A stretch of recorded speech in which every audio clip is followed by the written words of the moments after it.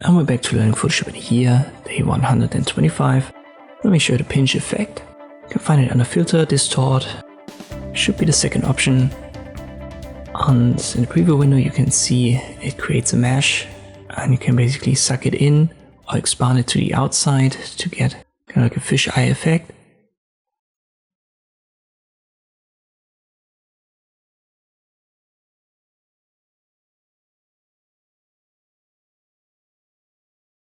And it's non-destructive, so let me switch that to the sucked in effect.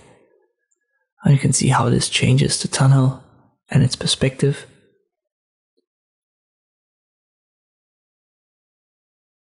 You can also apply this to text elements.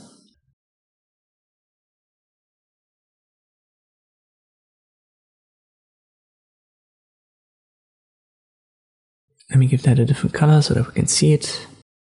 And I size it a little bit up.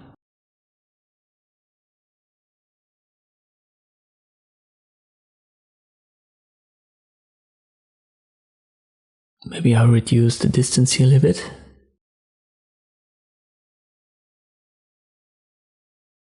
Well, that should be alright for an example. When you now go to Filter, Distort and use the pinch, you're going to get a warning message. To apply the effect you can rasterize it or convert it to a smart object. If you convert it to a smart object, you can still adjust the text later on. So this is the better option in most cases. Therefore, I'm going to pick this here and apply the effect once again. And once more, this is non-destructive, also on text. As long as it's a smart object, you can adjust all of that. And that's the pinch effect in Photoshop. I hope this video was helpful. Thank you for watching and I'll see you next time.